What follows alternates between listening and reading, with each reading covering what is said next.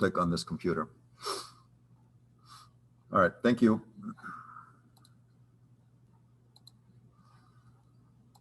Osmoregulation, we're not going to talk about. This we already talked about. We just spent like several days talking about all of this stuff. We're good on this.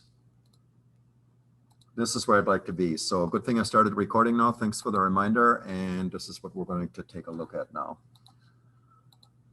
All right, so we're going to talk about active and passive transport. So we're still talking about membranes. We're still talking about movement of materials across the membrane, but we're not just talking about water now. We're talking about other materials also.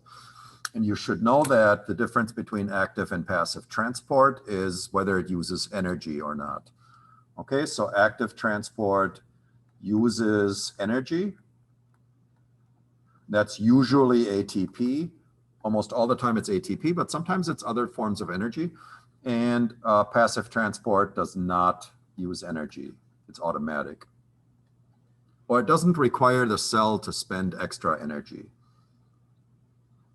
Okay, there's energy involved somehow because the concentration gradient had to be established. And that probably took energy up front. But the passive, like the transport part itself, does not actively consume ATP to make it happen. All right. So here's some examples. Passive transport is just diffusion of water across a membrane. So let's say this is hypertonic here. The water is going to diffuse this way. And that happens automatically because the water is following the concentration gradient. Or you could say the water potential out here is greater than the water potential in here. Another example of passive transport is just a simple channel, like a sodium channel. Like if this is a sodium ion, it can pass through the channel because sodium cannot go through the membrane because it's charged and the membrane is hydrophobic and will not let polar or charged materials through. A lot of times these channels have a door on them or a gate that can open and close, but that's really neither here nor there for this discussion. We just need to know that that's a type of passive transport. Potassium channels, sodium channels, stuff like that. There's also aquaporins that allow water to go through that are kind of interesting, like cells in the kidney have those. Facilitated diffusion could also take the place of like a carrier protein. So this is a channel. This is a carrier protein, which might grab the material, like this blue molecule gets grabbed and then gets pushed through here, but it's passive because the concentration gradient makes it happen. It doesn't require ATP. So this sort of facilitates the movement through the membrane without using energy. Active transport is then like a pump, an active pump that requires energy. This uses ATP, of course. This particular one here happens to be the sodium-potassium pump, which we'll talk about in a little bit more detail today. We'll make you do some math with that. So that's active, okay? There's a number of different examples of active transport, but this is just one example, but there's other ones too. All right, so we already talked about all of these. Well, okay, I didn't talk about all of them, but this is different than the PowerPoint used to be. I just updated that today, so I added some things here. Aquaporins are an example. They're specifically for water. They do not have a door, by the way, which is kind of weird. Ion channels often are gated. In other words, they have a door. All of those are, this is all passive. Everything on this slide is passive. Carrier proteins like the sucrose carrier in plants, the glucose carrier in animals are all passive. It just uses the concentration gradient to get the material in. For glucose in like your body, your cells have a glucose carrier that lets it in. So if you're looking at the outside of the cell and then you're looking at the inside of the cell, the reason why glucose is always able to follow the concentration gradient, oopsie, I don't know what I just did there. Huh, what, that's not what I meant. No, how do I undo that? Okay. It just zoomed, I didn't even know I could do that. Okay. The reason why glucose goes in and glucose is always high on the outside is because this is the bloodstream here, and blood carries glucose from the food, from the digestive tract to the cells. So glucose is high out here and it's low on the inside so that it travels inward through that carrier. Glucose cannot get through the membrane directly because it's too big and it's too polar. It has all those OHs. All right. Another example. Okay, no, these are just more pictures of what we just talked about. Okay, so let's talk about active transport. And one of the most famous types of active transport is the sodium potassium pump. And that one's really interesting. For 1 ATP, it pumps 3 sodiums out and 2 potassiums in. It does this 150 times per second. 150 times per second. That, in other words, in 1 second, it would use 150 ATPs. Sometimes kids think like, oh, in 1 second it uses 1 ATP. No, no, no. It does it 150 times a second. Each time it does a cycle, it uses 1 ATP. So it's 150 ATP. But how many sodiums get pumped out in 1 second? If we do 3 out each time and we do it 150 times, how many sodiums out in 1 second? 450. So we do 3 sodiums times 150 is 450 out in 1 second. And how many potassiums in 1 second? Is, just yell it so we can move on. 300. 300. All right, we got that. Next. So here this shows you how the sodium will bind sodium binding sites on the inside of this thing. It opens up, it lets sodium from the inside of the cell bind here. And then there's a conformational change in shape where it pushes the sodium out of the cell. All right. So then what happens is potassium will bind on different binding sites here. There's another conformational change in the tertiary structure or quaternary structure of this thing, and then the potassiums get pushed into the cell eventually. And all of that is done at the expenditure of 1 ATP. All of that business costs 1 ATP, and it activates and it energizes this molecule by phosphorylating it. It sticks a phosphate on there, which means that the ATP gives up 1 phosphate and will then produce a DP, which is diphosphate, only 2 phosphates left, the low energy version, which then has to get charged up again. All right. All right, this is just practice questions that you can do on your own. So you can look at this slide and do these, you know, just, I might give you some of those on a multiple guess question on the test, or maybe I'll make you calculate it or whatever, but that's something you can do. This is repeat from before, and we're gonna move on. All right, well, let's talk about electrical potential across a membrane. Okay, so this sodium potassium pump business, by pumping all these sodiums out, puts a whole bunch of pluses out here. And it puts less pluses in here, which means overall, the inside of the cell is actually going to be negative right here along the membrane. Okay, so out here it's positive because a whole lot of sodiums were pumped out. But there's more negative ions on the inside than positives because less potassiums get pumped in. So that produces a potential or a voltage across the membrane. So now there's an electrical force in addition to the concentration gradient that's going to form, which produces an electrochemical gradient. In other words, there's 2 forces now pulling and pushing these molecules in the 2 directions. All right, we got a chemical force from the concentration gradient. That's what we're already used to, high concentration to low concentration. But we got an electrical force where now on the inside, the negative charges on the inside of the membrane are actually pulling the sodium ions that are out here back in. The sodiums want to come back in, first of all, because they have a high concentration out here. Okay, so the concentration is high, it wants to go in because of that. And the negative charges are pulling the positives, because opposites attract, in. But the only way that it can get in is through a channel. It can't just go through the membrane. So the sodium is kind of stuck out here wanting to go in, and it can only go in when the channel's open. All right, so that's an electrochemical gradient where 2 forces are pulling, the concentration gradient and the electrical force. Let me pause for 5 seconds and see if anybody has to ask a question here or make a comment. All right, I realize I'm going kind of fast, but that's like I'm supposed to teach this class all the time. I'm just too lazy to do it this fast most of the time, so. All right, Electrogenic pumps are pumps that create electrical potentials between membranes, so voltages across the membrane where there's actually an electrical charge across the membrane, which is kind of interesting. So the sodium potassium pump is the main one in animals. This is the main electrogenic pump that is in animal cells, like in our brain cells. The way that our brains use electricity is with the sodium potassium pump. It causes that electrical charge to build up. In plants, it's a proton pump, and protons are just simply hydrogen ions. Proton is equal to a hydrogen ion. It's the same thing. Okay, so in plants and fungi and stuff, they pump hydrogen ions. Kind of like the hydrogen ion pumping that happens in the mitochondria, which also happens actually in animals. So that can also happen in animal cells if you're looking at mitochondria. But mitochondria are a bacterial remnant, so that's still from that bacterial ancestry. All right, so here's an example of a proton pump in a plant pumping protons or hydrogen ions out of a cell. All right, this is important for co-transport.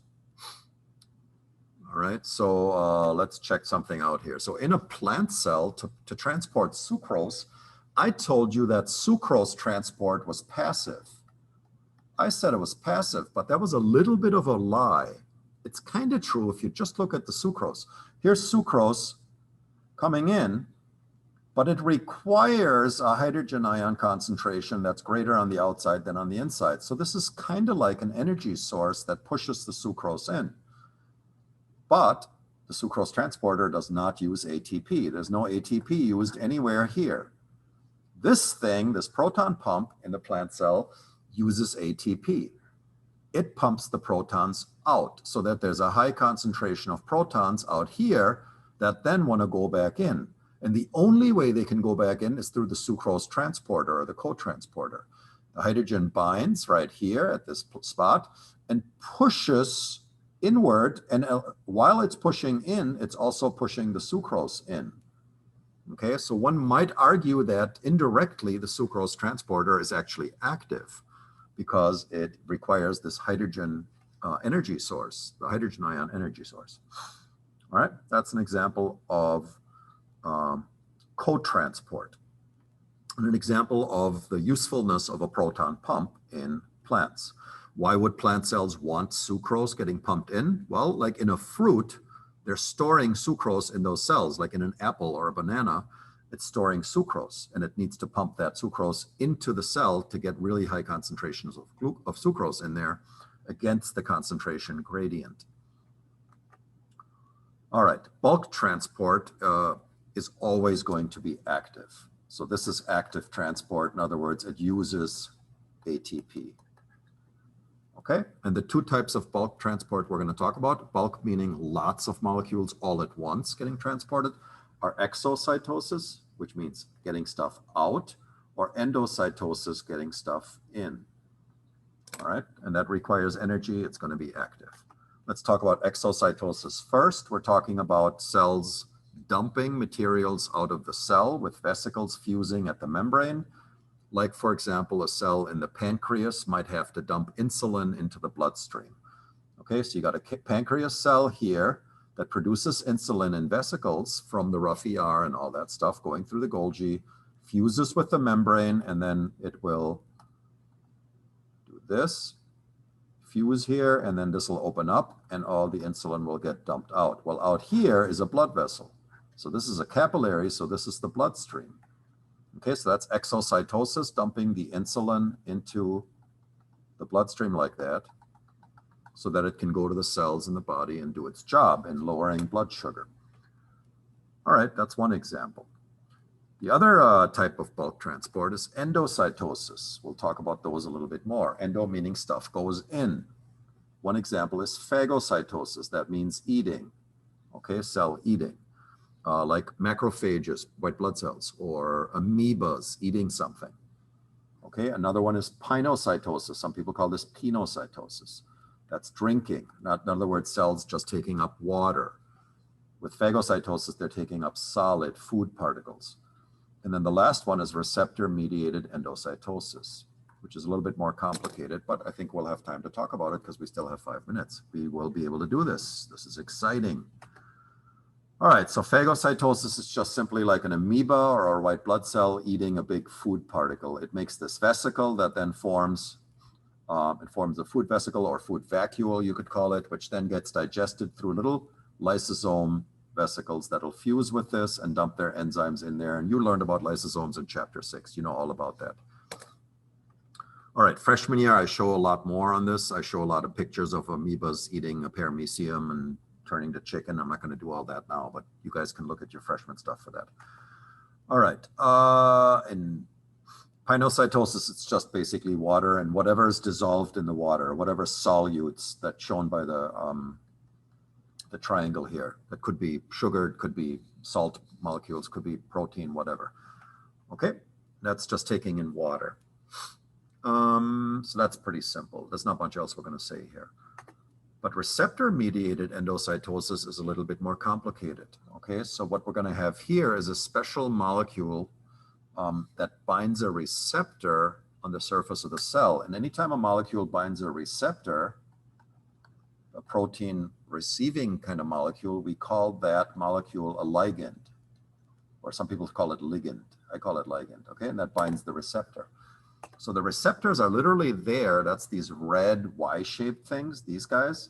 They're there to trap the ligand. So the ligand is a desirable molecule that the cell wants, and it wants to take that in. Okay, so what happens is these molecules, these purple triangles, will bind the receptors and get concentrated onto the receptors so that this vesicle, when it forms, grabs lots and lots of these purple triangles instead of just a few. Because if you remember in pinocytosis, it only got a few. It got like one here. Now with receptor-mediated endocytosis, it can get thousands and thousands of these purple triangles because the receptors will grab them all and trap them into the vesicle. Now the cell can use these for whatever it wants them and then return this vesicle membrane back to the membrane. It can fuse with the membrane again and start again. And the receptors can trap more purple triangles as the cell needs them. So receptor-mediated endocytosis allows the cell to get lots of a desired molecule in a high concentration, way better than just regular old pinocytosis. Now, there's these coded proteins here, these protein sticks on the outside of the membrane here, and those basically guide the cell to make sure this part of the membrane, this vesicle, goes back to the outside so the receptors can do their job again. So this is a little signal to the cell that helps it remember, wait, this vesicle has to go back. It has to get put back over here. It'll fuse again like this, and it'll start over so these receptors can get more of the ligand that it needs. The ligand is just some kind of a molecule that the cell requires for whatever purpose. What that is, we don't really care. All right, and that's it for the chapter. Now, I talked a whole lot for about a half an hour there without a break. Nobody interrupted me. So let me give you a chance now to ask questions or point out anything that was unclear.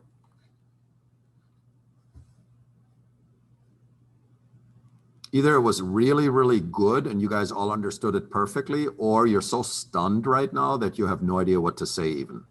That's usually what the state I find myself in when people say, do you have any questions? I'm like, I don't even know what to ask. I don't have any idea what's even going on. That's one thing that's nice about my freshmen, like especially in regular bio. I'll be like teaching and like a lesson for 80 minutes. We'll have done like tons of stuff during that 80 minutes. And then at the end, like they're supposed to be done. And then I'll get a kid like, can I ask a question? I'm like, yes, Timmy. And they'll be like, so what are we doing? That's what he asks like 1 minute before the bell. So what are we doing? So one of you guys could ask that. Yeah, that's you, pretty much. Pretty much. Yep, Timmy. All right, let me stop the share so I can see you better. What we got to talk about? You tell me. What am I forgetting here, kids? Labs due on Friday, study. Oh yeah, chapter 7 reading guide is optional, so you didn't have to do that one. The chapter 11 reading guide, which is, we're starting on Friday, chapter 11, that's going to be the hard chapter, but it's going to be really interesting. You're going to love it. That one is not optional. You have to do it. So you can start on that already if you want. It's already posted. I think I posted it, maybe not, but I will then. And if you're really ambitious, start reading chapter 11, because you know you're done with the lab, basically. You don't have that to do anymore. You could start reading chapter 11 because it's going to be so hard. You might as well get a head start. What do you say? I should really make you read chapters more for assignments. I should make you do that because that's actually a good experience for get you ready for college. I don't know, something to think about. I've not been assigning the AP classroom stuff because we had that issue with the Chromebooks, the locked browser, but we got to get back into that. I can't read. Come on. Yeah. Her haircut is awesome. Who's got a haircut? Yeah, that's the idea. The answers are supposed to be in there. That's like, so Sophie, let's see your haircut. It's still long. How long was it? Was it way longer? Oh, really? Oh my God. Did you donate it? Or they don't do donation. They don't do a hair donation now with COVID, I bet, right? Yeah. Yeah, I don't know. Who knows? All right. Well, congrats on the haircut. It looks nice. Okay. Well, class is over. I'll see you guys. If you come into TSS, I'll see you then. Otherwise, I'll see you Friday.